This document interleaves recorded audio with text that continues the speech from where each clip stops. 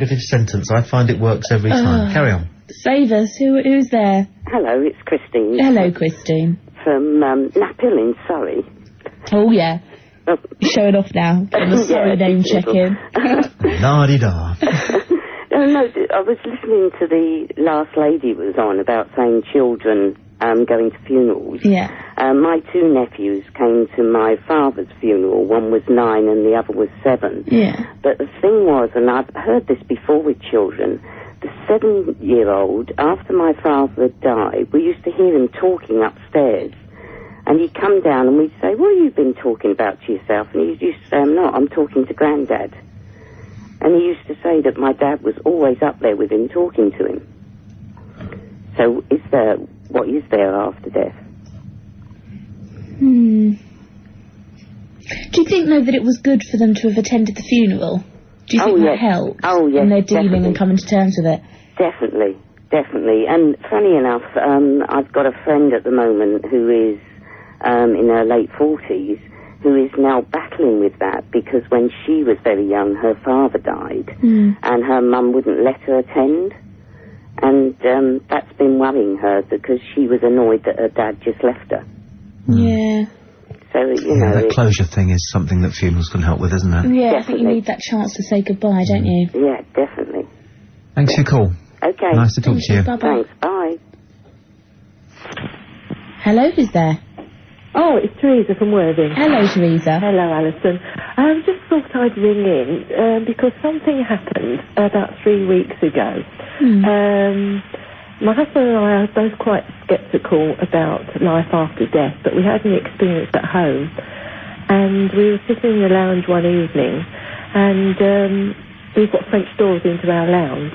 And I happened to see something at the corner of my eye. Yeah. And at the time that I saw what I didn't know what it was, my husband saw it at the same time, and he said, there's somebody standing there.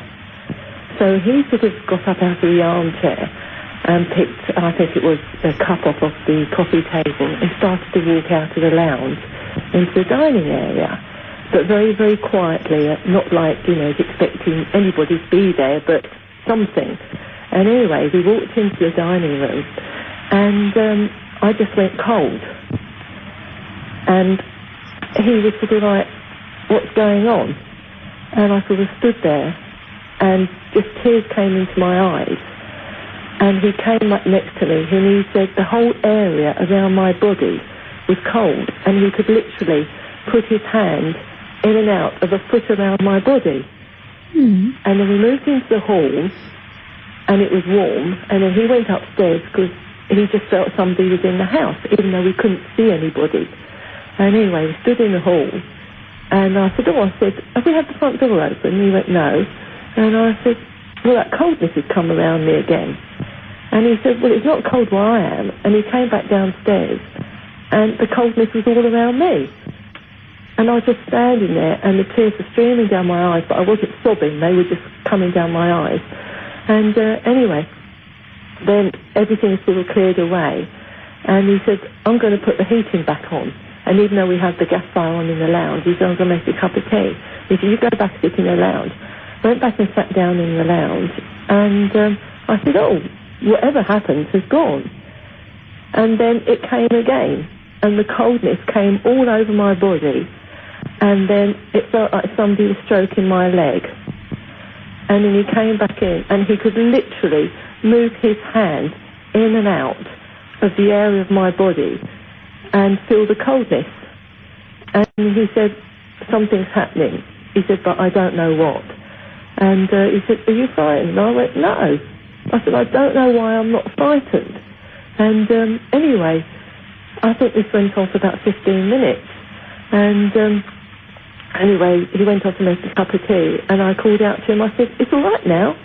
And literally, the atmosphere in the house changed. And we hadn't realised before that the atmosphere had become very sort of heavy.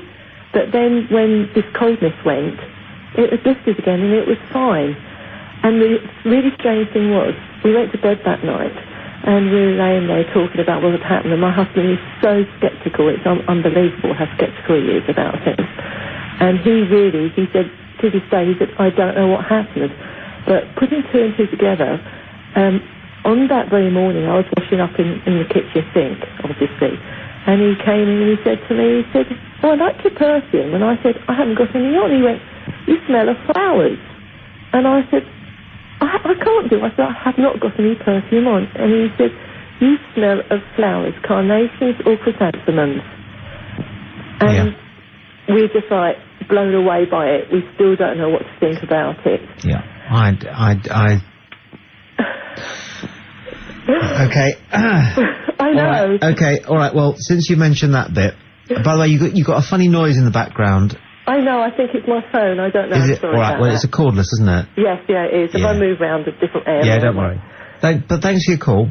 Yeah. And that was interesting. And go and listen to the radio, because I'll tell you my bit on that. Don't listen to it. No, do listen to it. Oh, listen to it. Now, go, put the phone down. Yeah. And go and listen to the radio, and I'll count to 3 before I start to tell this, okay? Because this is the only thing I know about that. Yeah. But I don't know if I know anything about that. All right, okay. So, I'm 19, and I've got a flat in Hove, it was. And I'm training to be a teacher. Yeah.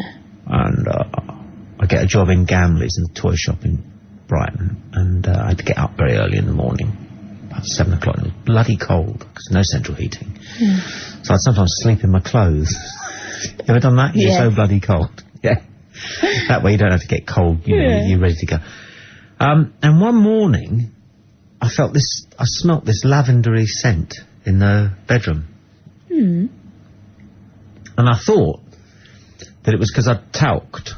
And I thought some of the talc had got on this little bad electric fire that I had to try and warm up the bedroom. And I thought no more of it. And then a couple of months later, I smelt it again. Yeah.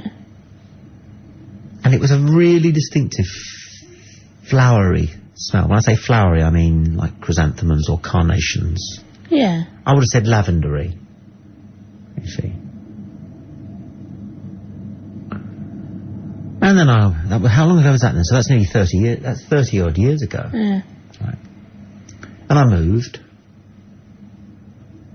And then I'm in Richmond, say. And one morning in the living room I smelt it. Oh, when I was by myself. It was always when I was by myself. By myself. I smelt it again. Lavendery. Really, really noticeable. Yeah. Not like a whiff of it, but bang. And then I moved, and, you know, I've lived in lots of different houses and rented places and things. And I'm in a place in Birmingham. This is now about 15 years ago, and I scented it again. I'm not mad, but I tried this. I said out loud, if you're somebody, or something that used to be a somebody, and there's some reason why this happens, then I want you to know that I don't feel at all threatened by you, and I wonder if there's any way you can tell me anything about why this happens, or what your purpose is, if there is a purpose. Or are you just sort of like half watching, or what? Because, you know, you kind of believe, you know, there's this story about ghosts. Yeah. And the feeling is that the ghost lives in one place and that's it. But wouldn't follow you around, would it? But now here I've got this really strong, impactful scent in Hove and in Richmond and then in Birmingham. Yeah. Same scent, exactly. Sometimes months, years go by, and still, bang, there it is. I thought it was just me. But I always felt quite comforted by it, so I just let it go. And then one evening, 5 or 6 years ago, my wife and I were putting our youngest to bed, and she was with him, just kissing him goodnight. And she was just leaving the bedroom and I was going in to kiss him goodnight. And bang, there it was again.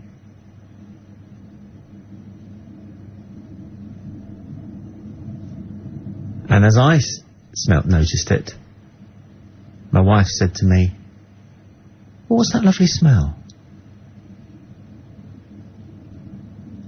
Well, see, and I went cold then. Yeah. And I said, "Can you smell it too?" And she said, "Yes, what is it?" And I went, Oh, I don't know.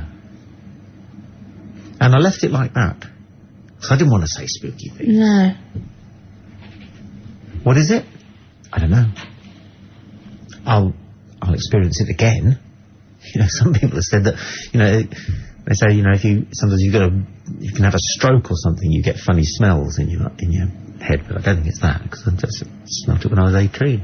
How strange. And I've sort of vaguely got this idea that there's somebody who's following me, or something is vaguely there. But I don't believe, but having said that, I'm not somebody who believes in ghosts or visitations or seances or Ouija boards or anything like that. But anyway, that's my only little brush with that sort of thing. And I've told you now more than I told my wife, because I just said to her, oh, well, you know, it's just probably one of the radiators playing up. Yeah. Something you say, isn't it? Radiators. Well, you don't want to They start always saying, smell like okay, I've got a familiar, you know. Yeah, that's and I'm, you know, fingered by the other world. That is strange. Who knows? Can't smell it now. No. No. Anyway, you?